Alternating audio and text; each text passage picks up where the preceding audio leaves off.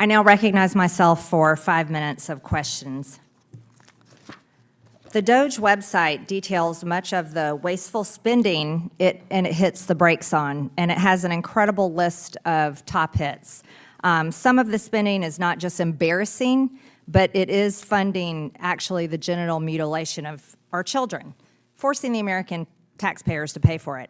A $620,000 HHS grant for #Transcendent Health, adapting an LGBT plus inclusive teen prevention program for transgender boys.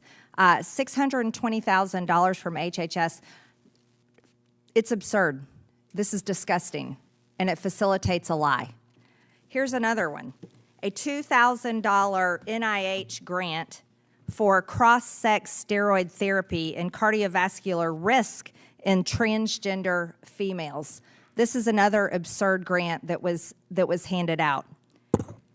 A $120,000 NIH grant for personalized 3D avatar tool development for measurement of body perception across gender identities. Here's another absurd grant that, again, tells the lie that there's more than two genders. There's only two, male and female. That's it.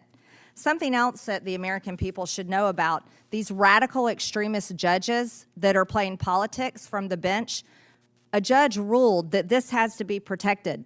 This is a HHS program for gender-affirming care in young people.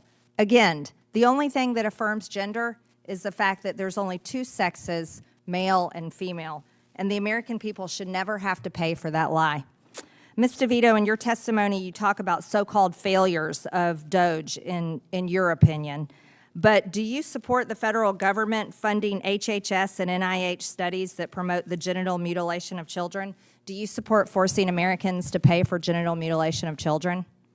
Yes or no, Ms. DeVito? Thank you for your question. I think we all agree that the government should work for people. No, I asked you, do you support genital mutilation of children and the American people having to pay for it? That's a yes or no question. I think government research is responsible for all sorts of innovations that we enjoy So you do, today. so for the record, you do support the American people paying for top and bottom surgeries of children. I think Cutting off the breast of young girls, teenage girls, and castrating teenage boys. You support the American people paying for that. I think government research is incredibly important. That's to not our research, overall Ms. innovation. DeVito. That's mutilating kids' bodies before they're old enough to vote, before they're old enough to join the military, before they're old enough to even be adults. That's what you're saying the American people should pay for. Just so you know, Ms. DeVito, and I'm very proud to announce that I have a bill called Protect Children's Innocence Act that will criminalize sex changes on children, and that bill will see a vote on the House floor, and I look forward to my Republican colleagues and hopefully Democrats that come to their senses voting yes for that bill, because it's absolutely repulsive and disgusting, and America voted against that this past election. Sick. Mr. Dickerson, how do we implement cuts and appropriations moving forward to prevent these agencies from ever being able to fund these studies that promote the mutilation of children's bodies ever again?